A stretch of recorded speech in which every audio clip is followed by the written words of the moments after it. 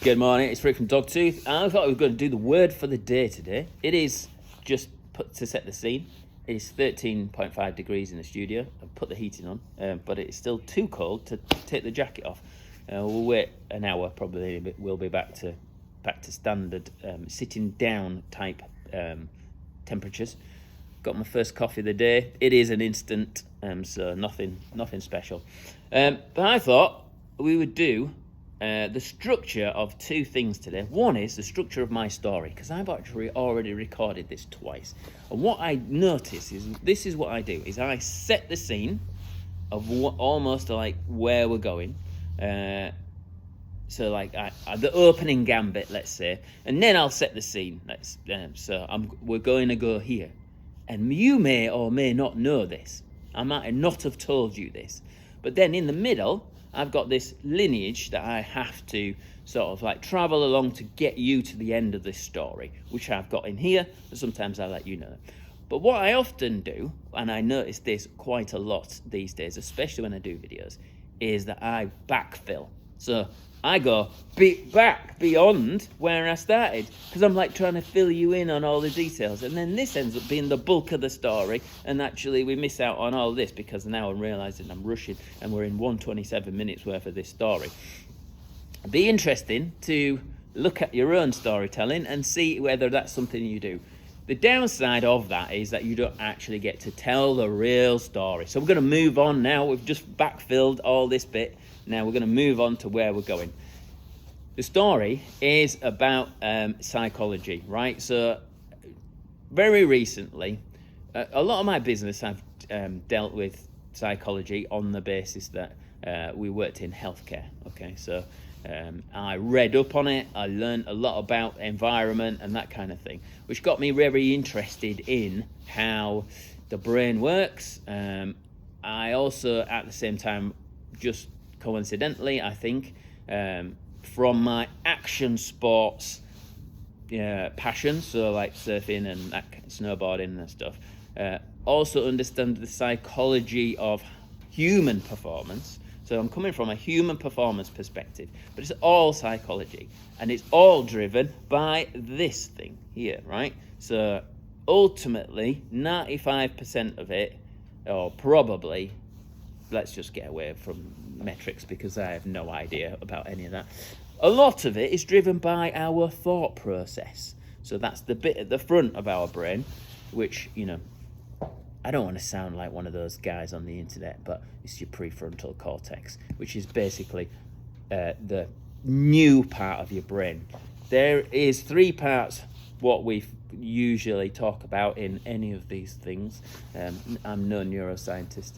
Is your new brain, so that's the bit that thinks and reasons, and the bit that almost like talks to you, so it will, like the bit where you say, if I do this, I will get this outcome. So it's a reasoning thing, yeah? But then you have like the middle brain, which is your chimp brain. So that's more like the emotional, maybe you could say your gut feeling sort of thing. And then you've got the lizard brain, or your the oldest part of your brain, your amygdala. Yes, that word was in there. And that's about fear and control and survival instinct. So that's the bit when you either fight or you flight, as in you run away. Okay, so that's our sort of structure of our brain. But this bit is the bit really that's what we would term is the human bit. It's the bit that makes us different than everybody else. But whilst it's the bit that gives us the ability to send people into space, it's the ability to create, all the amazing things that we do. And I would say, as a designer and as an accountant and as a politician, this bit of your brain is the reasoning part. It's what you use all of the time. And we have made a fantastic world because of it. It is also one of the things that holds you back. And so you have a story. You have a reason. You have a thing in your head that tells you who you are. And all it is the thing that you've listened to all your life and you've adopted. So you've chosen to you've decided that you are not good at this. And you will hear it in your own voice sometimes when you say, oh yeah, but I'm no good at that. Or I'm great at this, but I'm rubbish at that. So today I have accounts. I've got to do some account stuff with my bookkeeper and then pass it on to my accountant. And the story in my head is, I love making money. I love it when it comes in. I love the creation process. I love spending it, but I don't love accounting for it. But I tell myself that money is my, nemesis in some way. Maybe I don't say that, but I could easily say that money is my nemesis because, and I have said this, if free, as in Free, if free was a business model, I'd be a millionaire because I love giving stuff away. I don't love attaching a price to a thing, which is probably, again, in this part of my brain, there's a little bit of probably imposter syndrome, all that kind of stuff, right? It's all psychology. It's all made up. It's in your brain. It is what you reason to be true. So you can choose to not listen to those things, those thoughts, those things that you've created over your life. And you may not have put them there either. That's the downside of being a human. You could have had that put in your head by your mum and dad, a brother, a sister, someone in the street, a girl, a boy. There's so many ways that people can infect your brain with negative, or also positive, because your mum probably, I know not everyone has a great relationship with their mum, but your mum probably told you were great. Your mum probably loved you. Your mum probably encouraged you, right? So she put all that in your brain. Even when you were rubbish, right? When you fell over as a kid, she still encouraged you. Get up, you're doing good, blah, blah, blah. Okay, so it's all here. It's all known stuff and trained stuff.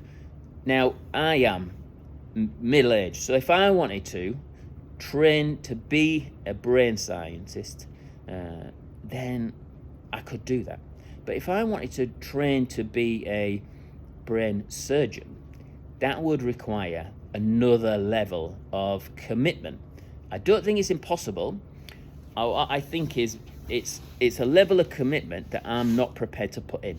And I think there's actually many things in life that are actually we can have access to, we can become, but actually the reward, passion, desire to get there is nowhere near strong enough for us to put ourselves through it. And therefore we don't. And we choose to stay at what we know already. So me, I'm a creative. I'll just stay in that lane. So I walk around with this huge muscle of, creativity, because I use it all the time. And then on this arm, I've got this tiny weedy muscle that is basically anything to do with sales, business, money, things that I feel are, process orientated that are just not for me. I'm a creative and I'm not a businessman. I am actually a businessman, but that is an extreme model, but it's definitely much weaker on this arm, accountancy, money, all that kind of stuff, than this arm on creativity. But it is just something that I've told myself, I've allowed myself to become, to lean into. And then on this arm, I just I'll just ignore it. I'll just leave it, You should see, since Becky left, you should see the pile of paper on what was her desk. And she left a year ago, or more, I think, maybe. But yeah, there's nothing I've done that I've not put anything away. I've just literally stacked it up. It's neat, but it's just stacked. And I just don't do it because it's not what I love doing. What I love doing is sort of hanging around, drawing stuff, And so I just lean into that. And there is something to be said for, lean into what you're good at and the rest will follow. And that's pretty much all I've ever done in life, is I've forged forward, done the thing that I want to do, the thing that I think is the right thing, and then everything else sort of follows behind it, a bit like a boat, the wake of a boat. And that sometimes is money and then organization and all that kind of stuff. But usually it's a vision that I push forward. Right, this video is now 10 minutes. I had no idea where we were going with this. But ultimately, it's all in your head. It's your choice. So you do not need to stay where you are, right? I know a few people in corporate jobs who don't want to be in corporate jobs. They want to go off and do some other thing, but they can't bring themselves to do it. They can't tell themselves a new story. They can't put aside time, an hour a day, to go and learn a new skill, because it's all just too much. I've got too much to do. That is you reasoning that you don't want to put the effort in, right? But if you look at your life and think that there is something that you want, that you can become it, then you just need to put some practical little steps in to get to that place. And then it's usually a self-fulfilling thing, as in it's compounding. The better that you get, the more you like it, the better you get. Again, that's just the way that we work as humans. Anyway, so there you go. That is my word for the day. I have no idea why that came out the way it is. I might not even post it because, I just wonder if it's any use to anybody. But it is basically all the stuff that I'm thinking about at the moment is that I have the choice to become the person that I want to be. The choice is not up to anybody else. You, we are the people that make the difference. Don't let anyone stop you from being the best version of you. Goodbye.